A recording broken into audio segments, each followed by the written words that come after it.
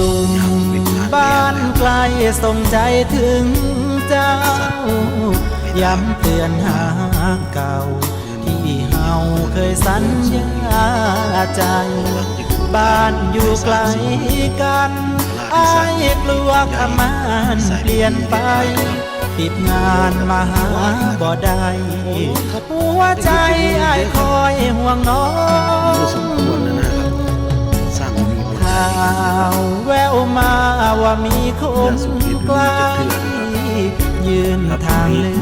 อกใหม่ล่อใจให้หลงคันลองฟังข่าวเล่าลือมีมือที่สามแอบมองเอาความใกล้ชิดตามจ้องอย่าหักเฮาสองต้องทางไกลทางนั้นยังพอเที่ยวหาได้แต่ถ้าไกลใจอ้ายกลัวหักเฮาแตกร้างมือถือบ่มีไรสนีช่วยเป็นสื่อกลางจอมองบอกใจน้องนางอ้ายยังเหมือนเดิมอย่าท้ออยู่บ้านไกลแต่ใจหักมันทางอ้ายผ่านบ่นานคงถึงวันรอหลังออกพรรษาสัญญาว่าจะมาขอค่าดองเท่าใดไม่ต่ออ้ายขอเพียงน้องมันคง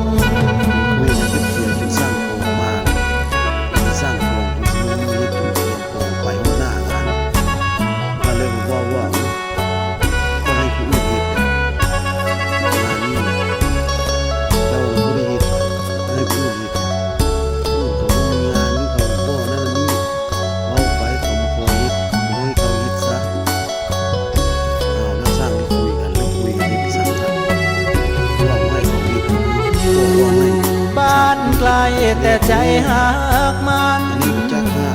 ทางอ้ายผ่านบ่นานคงถึงวันรอหลังออกพรรษาสัญญาว่าจะมาขอค่าดองเท่าใดไม่ต่ออ้ายขอเพียงน้องมันคง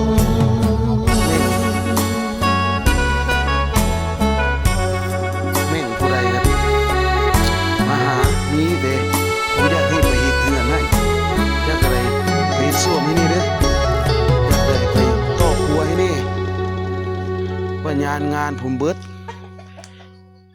ไผกระเสยผู้นั่นกระเสยผู้นี้กระเสยบ่ยามมีเงินหรือมีพร้อมกันบ่ยามเฮ็ดเนี่ยอยากเฮ็ดพร้อมกันบ่ยามผมบ่ได้เฮ็ดงานครับมีแต่คนกับผู้มีเงินไผก็บ่อยากเฮ็ดเฮือนโอ้ยเบื่อเด้ขอร้องเด้อกับแผนกขี้ตัวนี่ผมละสั่งคักเด้อครับประเภทขี้ตัวนี่บ่ได้มีห้าหยังขี้ตัวอย่างเดียวบอกว่าบอกว่าสิให้ไปเฮ็ดงานนำบัดตื่นเช้ามา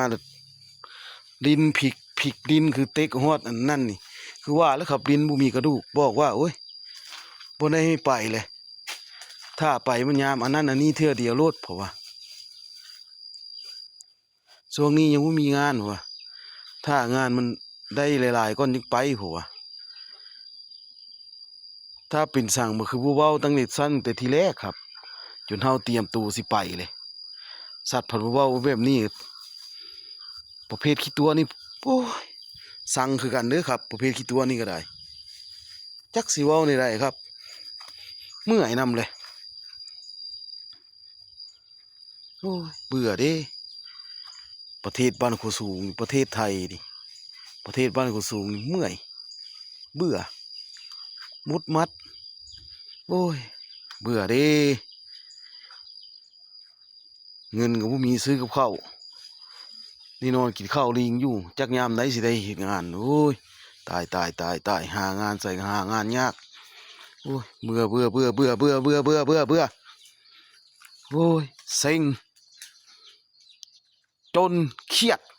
แต่บ่มีเหล้ากิน